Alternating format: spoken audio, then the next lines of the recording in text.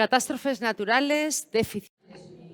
Natural disasters, supply deficit, that's what we're going to be talking about in the next panel, because with the COVID pandemic, there's been a number of natural disasters that have gone to show the strength of risk management that we need to combine with the increasing prices of raw materials, the difficulty of access to certain products that are necessary in manufacturing processes and service provision processes. And so in this panel, we talk about all these hot topics that do have an impact on the risk and insurance management context, making it extraordinarily complex.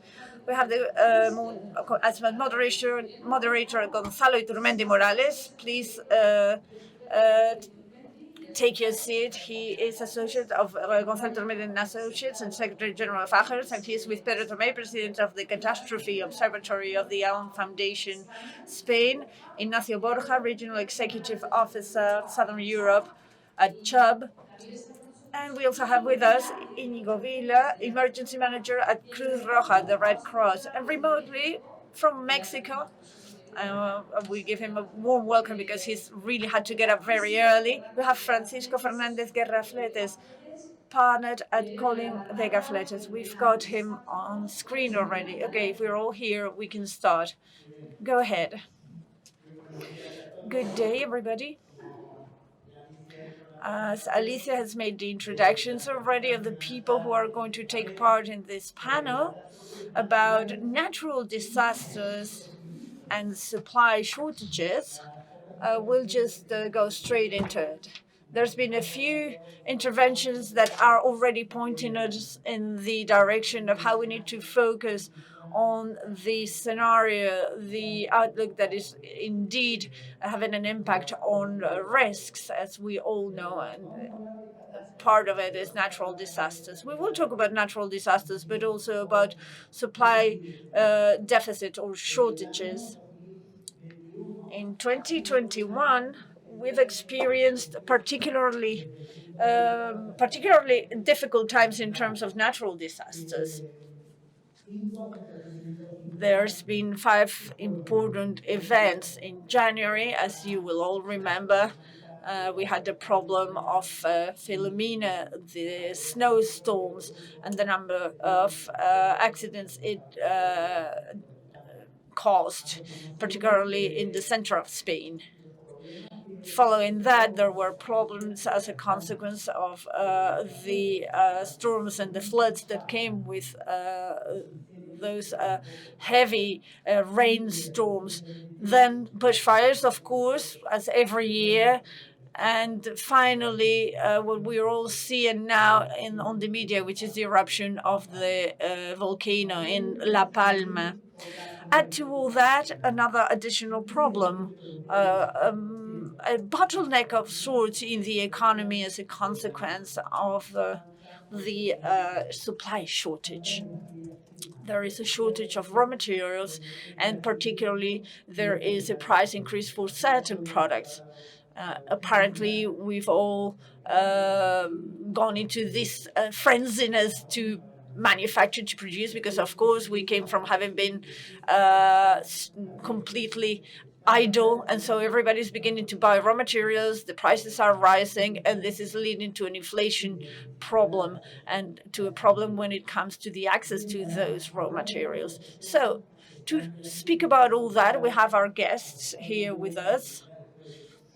And I want to start by thanking them on behalf of AGERS for their presence here. And as Alicia said, we have Pedro Tomey, President of the Foundation. Good day, Pedro. We also have with us Íñigo Vila, Emergency Director for the Red Cross. Hello, Íñigo. Good day. One of the first responders when it comes to emergencies.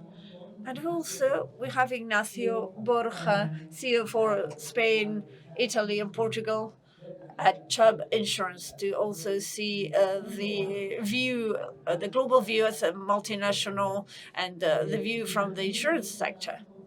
And we also have Francisco Fernández Guerra, who is partner at Colin, Vega. He is right now in Mexico. We thank him for having had to get up so early to be here with us, or perhaps he hasn't even gone to bed. I don't know what's the problem. Are you okay, Francisco? Yes, everything's fine. Thank you. You can speak whenever you want. Thank you. Let me start asking Pedro Tomey. Pedro Tomey, at the OWN Foundation, is in charge of an observatory, and AGERS is part of that observatory. Juan Carlos López Porcel and myself, we're part of that observatory. And this is an institution made up of the main first responders that need to act. All the civil protection services, the emergency military services, Red Cross, UNESPA, and other organizations, as well as universities. What I would love to know from the perspective of the observatory of the OWN Foundation, the Catástrofes Observatory, that is. So what is your take on 2021 from your perspective as an observer? Well, first of all, thank you very much. I thank AGERS for the invitation to take part in this wonderful Congress. I want to congratulate the organizers of this 32nd AGERS Congress, which is a landmark in risk management in Spain and has been for many years. I want to thank the board, its president, and everybody for their attendance, as well as thank everybody who's following us on streaming. So yes, Gonzalo, 2021 has been a very eventful year, full of natural disasters. We started in January, as you will all remember, with Filomena, the snowstorm, a historical, unprecedented snowstorm that impacted part of our country. We had to close the airport here in Madrid. 400 roads were closed around the country, and the catastrophic area was declared in 8 regions of our country. Then there were earthquakes in Granada, 740, almost 5 of which reached more than 4 on a Richter scale. Then we had rainstorms in Galicia, the Basque Country, and the Valencia community in spring. And in September, they also manifested in Toledo with great consequences. There's been a heat wave in Spain that has, again, been unprecedented. A heat wave that then turned into fires, obviously, in several regions, in several forestry areas, particularly in Cruz in Vila, where 21 hectares were burned. And we're still witnessing the eruption of the volcano in La Palma that started on the 19th of September, so it's been more than 2 months by now. And the previous one was October 1971. That was the last volcano eruption in Teneguía. And let's just not forget, we're in the thick of a pandemic still, and experiencing and living in an era of climate change, of course. There's been a talk about the economic political situation and the outlook as of today, but it would appear beyond economics and politics, nature, Earth is complaining, and we see all these manifestations, these catastrophes to illustrate it. And there's climate change. There's people who deny climate change exists, but there is unquestionable facts that there are unquestionable facts that go to show that nature, climate is having an impact and influencing in these natural disasters. Of course, right now, tomorrow, COP26 will close in Glasgow. And without wanting to anticipate the closure, because the last 2 days are always important, today and tomorrow will be very important. But we're witnessing great difficulties among countries to reach some kind of agreement, and particularly sign any agreement. And we've also witnessed in 2009 how there was a commitment for the funding, $100 billion commitment that had to be contributed before 2020. This has been pushed forward to 2023, and we'll see what happens. Funding climate change action is very important, of course, beyond the commitments reached by countries, and particularly the great pollutants, the most developed countries, is very important, of course. And we're expecting to see what India and China do, to see what the States and Australia do, because without the global commitment and the commitment of those countries, anything else that is agreed will go to nothing. So we'll see what happens. Once those agreements are reached, we'll see where the investments take place, who manages it, and so on. And that's important too. I think there is still a lack of global awareness, perhaps, and a lack of global commitment. There's a lack of commitment and a reluctancy to sign those commitments and abide by those commitments. To go further into the Catástrofes Observatory that AGERS belong to, one of the own foundation objectives is the management of risks and catastrophes. This is our true differentiating point. This is where we are experts and where we can contribute the most value to society. We are a catastrophe observatory that was set up in 2015. We created it back in that year to give space to all actors that were relevant when it comes to catastrophes and hear their voices. So this observatory has members from different areas, the first responders to begin with, those who react when there's an emergency, the Red Cross, the Military Emergency Service, the Civil Protection Services, AGERS, the Insurance Compensation Consortium, the Insurance Companies Association, and also universities and researchers. We felt it was very important also to have a university, la Universidad Pontificia de Comillas and Universidad de Navarra, also as members.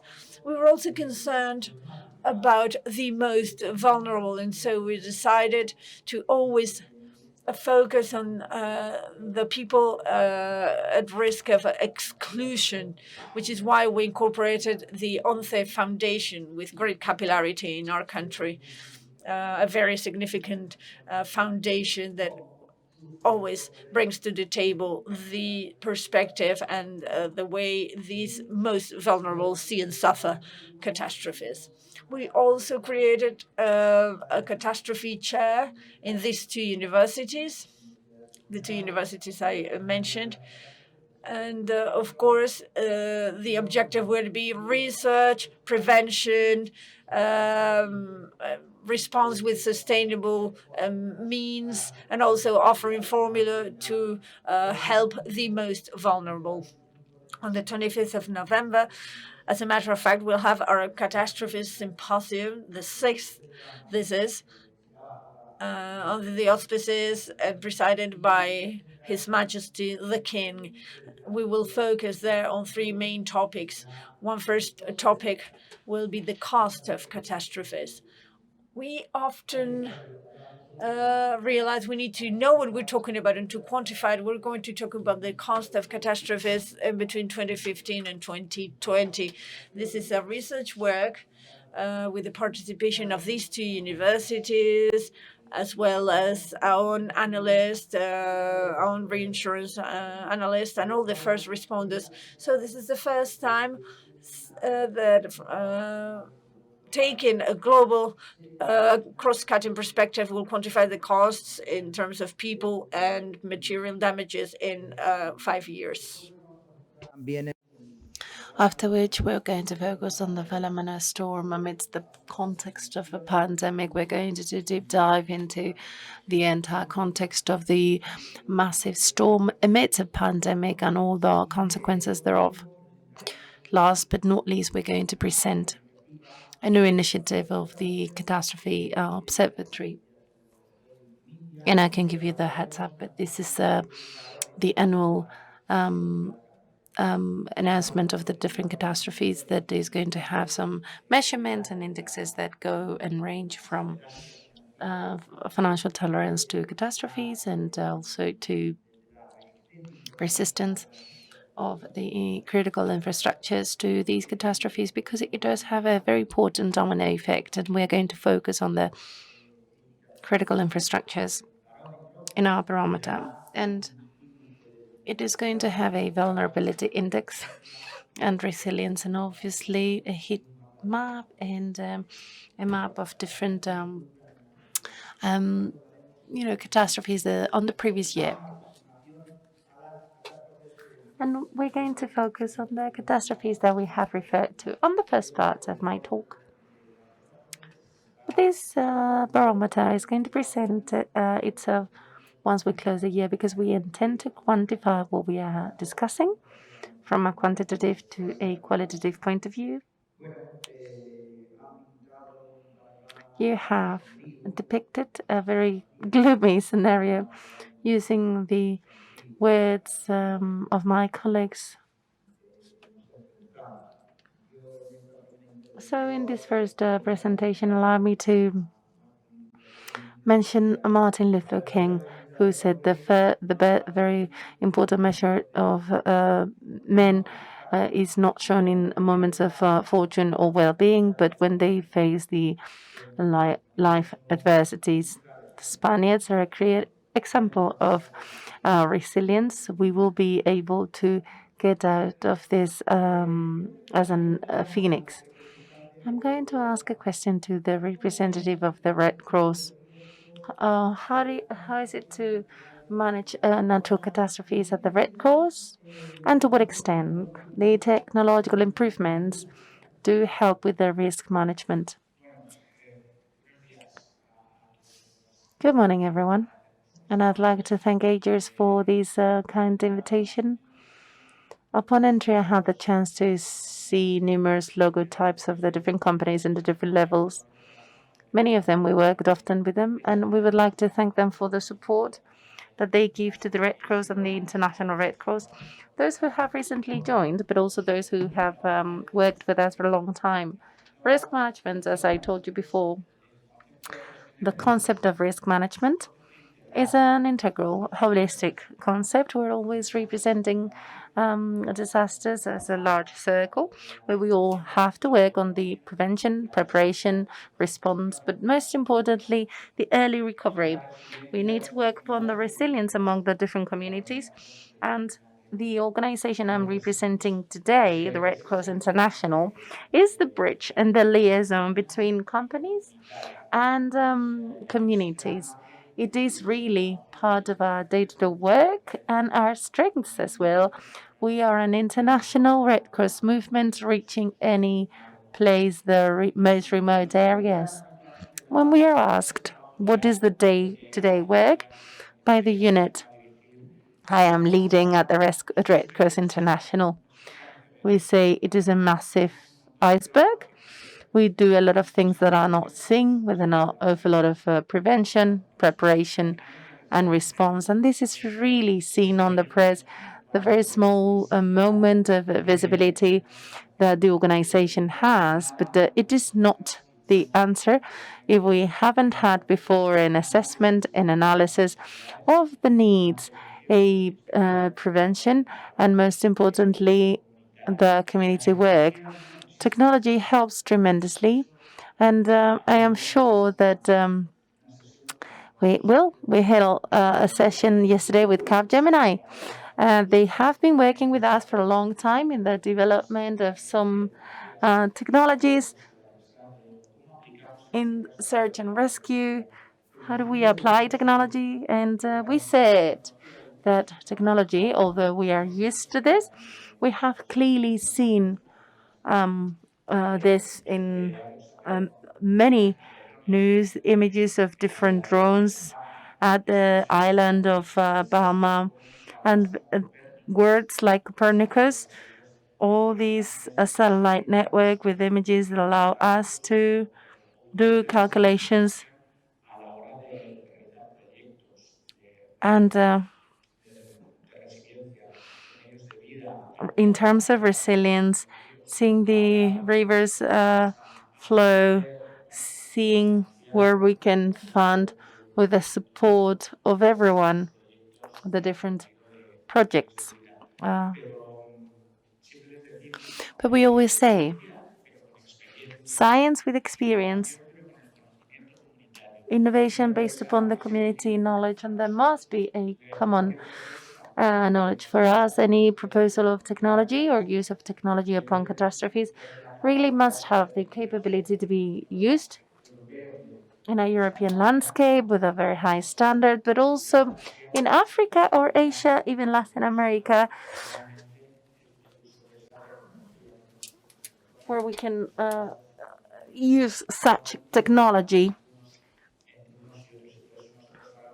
And that's the reason why we say yes to science, yet combined with experience. Thank you very much indeed, Íñigo. Wonderful. I like prevention, preparation, planning, and you say science with experience, ciencia con experiencia. Marvelous lesson. And I'm going to ask a question to Ignacio. Borja. From insurance point of view, globally speaking, what has been in 2021 the impact of natural catastrophes from a global perspective? Thank you. Good morning, everyone, and thank you, AGERS, for this kind invitation. We are very pleased to be here today. Lovely, lovely venue indeed.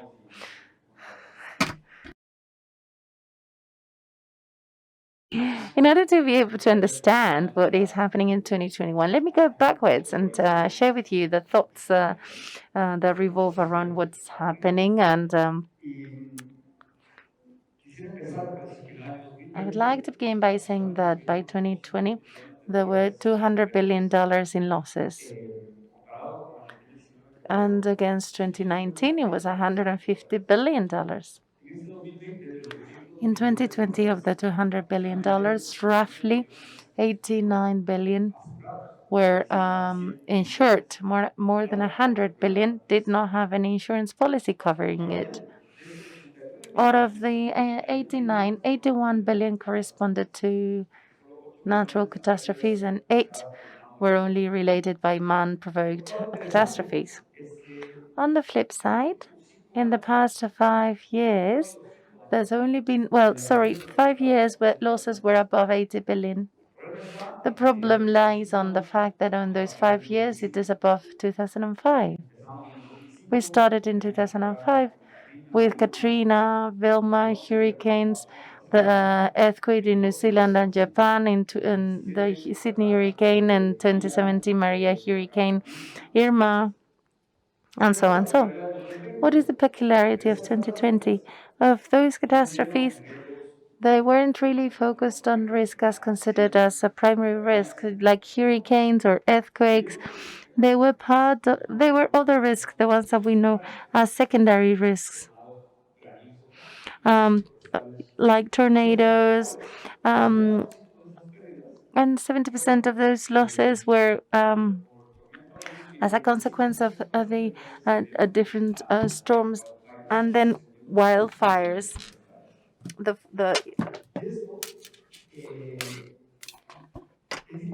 And this is very important because it does not mean that in 2020 there weren't any events or primary coverage.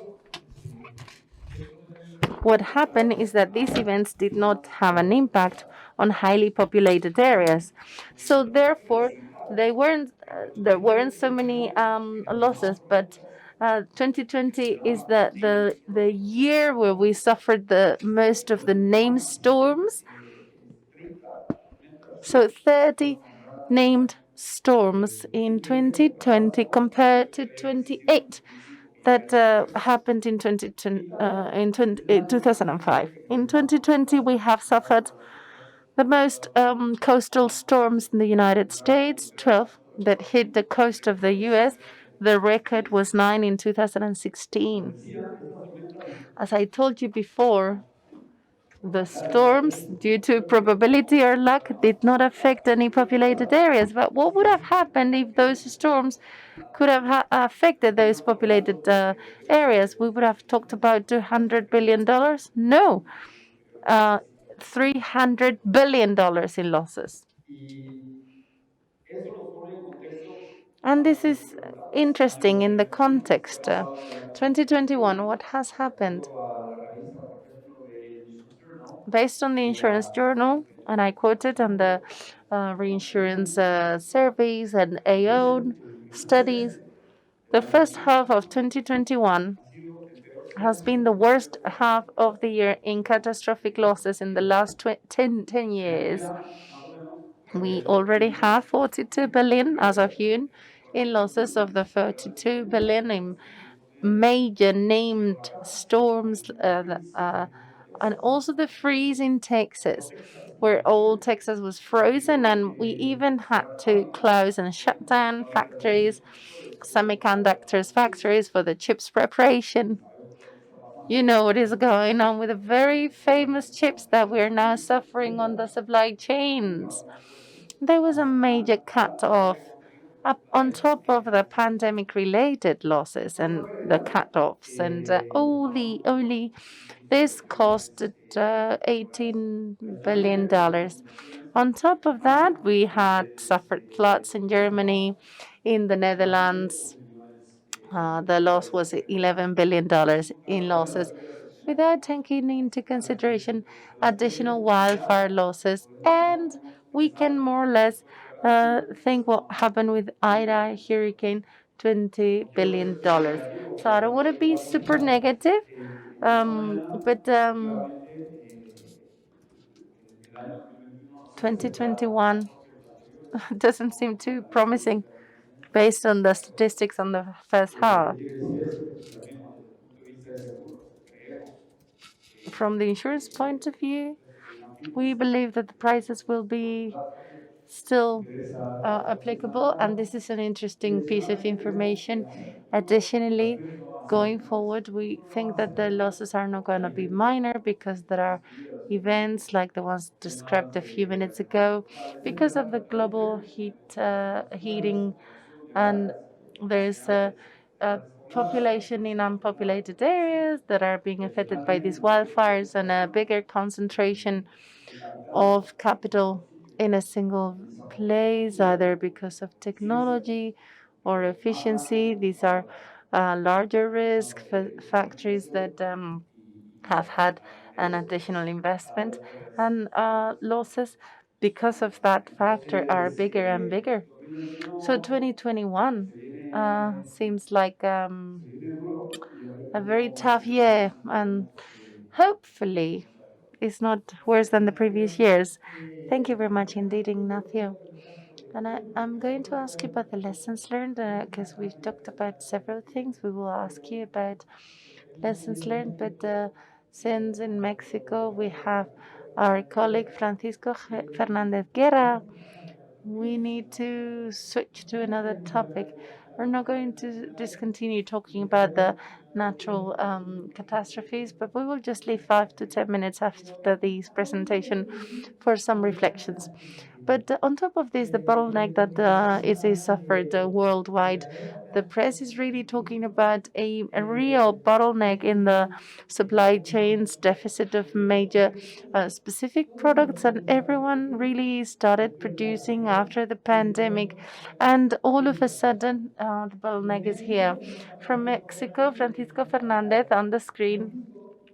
Francisco, from the American perspective, can we talk about, in the American countries, can we talk about the lack of supplies to types of countries, Mexico, the United States, and a separate bloc like Chile, Argentina, Brazil, and other Latin American countries? What is your view from Mexico? Hello, good morning, everyone.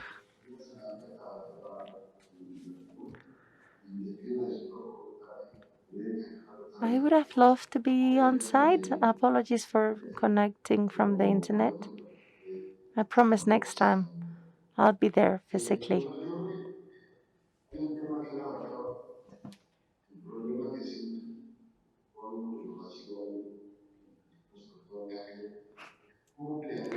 All the problems discussed at AGERS, and can we avoid the most foreseeable risks? The response capacity, the early response needs to. The interpreter apologizes that the line is terribly choppy. We can't really follow this gentleman when he's presenting. We're going to try and fix this problem.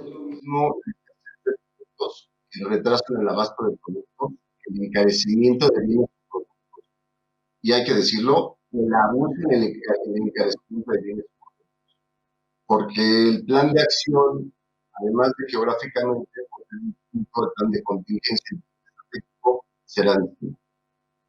En este sentido, la problemática, al menos en América, considero que sí la deberíamos dividir, podemos dividir en tres partes. Cono norte, con un tema totalmente distinto a lo que pasa en el cono centro, que puede trabajar desde Guatemala hasta Ecuador, incluyendo Perú, y el cono sur. Tal vez con excepción de Chile, que se asemeja o se asemejó durante la pandemia y este año a una problemática en el cono norte. Por el cono norte me refiero a México, Estados Unidos y Canadá. Yo creo que no se pueden ver realmente en esas partes por tratados de libre comercio que existen, pero sobre todo por el plan de respuesta es muy distinto aun cuando sea la misma localidades. Entonces, si bien existe evidentemente una escasez de nuevos bienes, yo me voy a enfocar en el norte. También hay muchos bienes cuya demanda disminuyó y en comparación con otros países, por ejemplo en Europa, pues no existieron los mismos problemas de abastecimiento.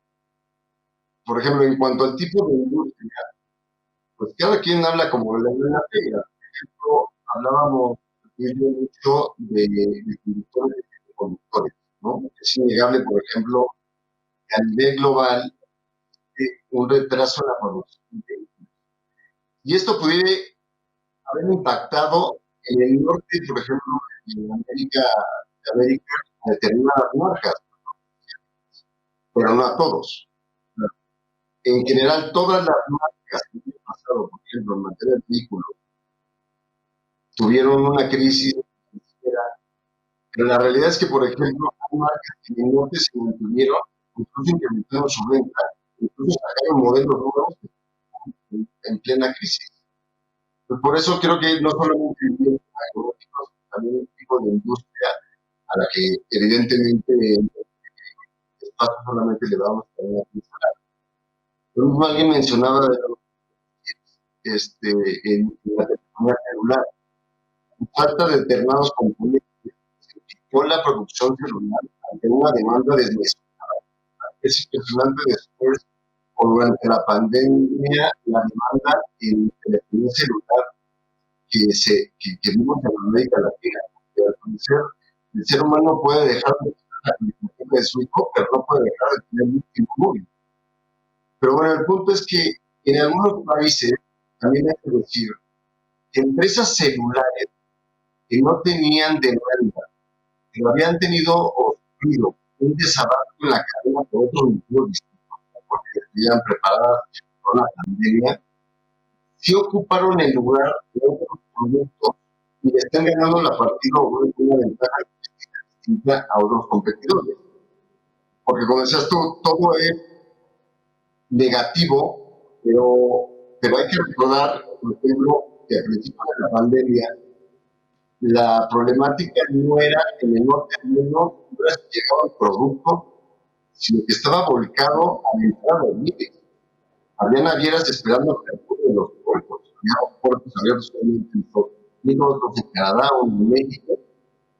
Pero, por ejemplo, esta falta de o cierre de puertos también intensificó el flujo aéreo cuando las aerolíneas son de vuelos comerciales. La falta de los puertos disminuyó su problema, volviéndose un socio logístico y transportista y resolviendo problemas de los países. Si vemos el cono sur, por ejemplo, Chile, por ejemplo, tenía un desabastecimiento, pero su problemática está más enfocada en el caso en la logística. Durante la pandemia y durante este año, porque en enero, evidentemente, existirá mayor demanda de combustible. Tú comparas, por ejemplo, a Chile con Argentina, quien depende más fuerte de otros países para la importación de insumos, encontramos una escasez distinta y mucho más agresiva. Y luego ya no digamos Venezuela, que además es una parte, pero todos estos factores de la pandemia se le tienen que agregar un tema financiero y político, o más bien, a todos los temas financieros y políticos hay que agregarles el tema de la pandemia. Para cada industria esta situación política y de gobierno, no me acuerdo si Pedro sabe que las malas decisiones del gobierno incrementan la problemática. En un momento hablaremos sobre China, India, Vietnam, pero ya estamos tratando de echarle la culpa a más sobre una problemática que ha agravado la toma de decisiones no solamente en empresas, sino también en gobiernos europeos y europeos. Por lo tanto, evidentemente, en Estados Unidos, Argentina, sí hubo una interrupción en la cadena de suministro, pero no fue el mismo impacto. La regeneración en pulso fue y será muy distinta en el futuro. México, Estados Unidos, Canadá, en muchos rubros no tuvo problemas en disponibilidad para satisfacer la demanda que se requería. Hubo una escasez de productos significativos. Obviamente no quiero decir con esto que estamos viviendo con la panacea, pero al hacer la comparativa ahora mismo con los datos en noviembre, sí se puede ver la diferencia dramática en el ejercicio de abastecimiento con otros países. Por ejemplo, volviendo al tema de vehículos en el norte, incluyendo México. Hubo un tiempo, en el año 2020, que algunas marcas dejaron de producir vehículos. No fue ni por falta de mano de obra, no fue ni por el COVID, no fue ni por falta de conductores, fue por una falta de suministro de gas, que fue un catástrofe natural. Unas ciudades que volvieron a Estados Unidos y terminaron todas las empresas automatizadas. Entonces, yo creo que en América Latina, en conclusión a lo que estás haciendo, creo que sí debemos de hacer un análisis por bloque sobre las relaciones económicas en cada uno de los países, la falta de abastecimiento y escasez real, el retraso y las situaciones que no tienen nada que ver con la pandemia en el político, que tienen que darle una salida distinta. Muchas gracias, Francisco. Os voy a pedir mucha concisión porque nos queda ya poco tiempo. Okay, Francisco, I'm going to ask us all to be very concise now. We are now moving into lessons. But before that, how's the supply shortage impacting global supply? This is for Ignacio directly. Ignacio, it is rather complex, and there's problems in the Chinese ports, in Los Angeles ports also, and obviously there's a scarcity of containers because they cannot be replaced. All these adds, and so the problem with all this, from the insurance perspective, is that we have great accumulations. For instance, we've got customers that are requesting per freight of 1 million euros or dollars. They need a 2030 because they need to accumulate their goods to be able to bring them. The great accumulations in ports are unheard of, which clients probably have, because sometimes a ship gets to the harbor, cannot offload there, goes to another one, and then in the end, there's a port where there's a great accumulation of goods. So this is generating great stress to clients, and if there's no significant follow-up, they could incur very complicated levels of losses. This is the situation in terms of depots and ports, and it's becoming dire.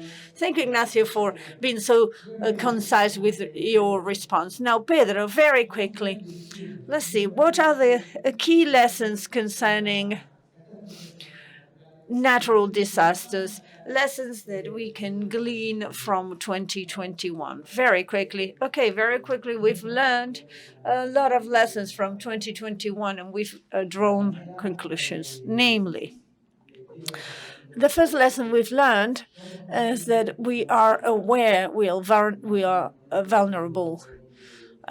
Of course, COVID-19 has really shown how vulnerable we are and has put everything under a lot of stress and pressure and question everything. So anything we can do in terms of preparedness for unexpected events is absolutely necessary. Further to that, we have come to realize it is very important, and we've already talked about this, how it is very important to combine science and technology put at the service of mitigating catastrophes. We are now witnessing what's happening in La Palma, and of course, NASA observers, who are quite an authority, of course, are saying we are in a situation without precedent in the world in terms of how well we're doing things for the study and the prevention of volcano eruptions. Thanks to science, to research, to technology, we come from a height of 30 kilometers, have eyes on what's happening, and we can even see 3 kilometers into the volcano's mouth. So science and experience. We had science, experience, and technology as the third element are going to make us or help us be far more prepared. So I would summarize the key lessons as the 3 C's, I call them. One is to continue working in concienciación in Spanish, awareness raising, in terms of how we need to prevent catastrophes. Second would be commitment, the second C, commitment by governments, by companies, by civil entities and people themselves. We all have a lot to do. And we, of course, need to be helpful and show solidarity to the most vulnerable, and also really abiding by the commitments or delivering on the commitments would be the third C, cumplimiento in Spanish. And Gonzalo, as you know, at the Observatory of Catastrophes, we're doing this. Thank you, Pedro. Íñigo, very quickly, from the Red Cross perspective, any lessons beyond what Pedro has already said? Well, if I were to choose a headline from 2021, coming from 2020, and all that had happened in 2020, the headline would be "Civil Protection Starts with Yourself." We are in a state that goes by the rule of law, but it is a state of personal, individual responsibilities beyond organizations and the administration. We need to work on responses based on forecasting some of these disasters as technology allows us to do. So we need to work on those responses based on our ability to project and forecast, early alert and early response, basically. Okay, thank you. And Ignacio, Borja, the same question goes to you. First catastrophes, then global traffic jams, as it were, in terms of the goods transportation. So anything you want to add? Well, I just have to say, nature is alive. We have focused a lot on cyber security risks and all that, but at the same time, we must not forget that nature itself and human beings are alive and kicking, and we need to be ready to help and work together along those lines. And in terms of insurance, we're here to help as much as we can with everything. Thank you. Let us go to Mexico now. And with this, we wrap up the panel.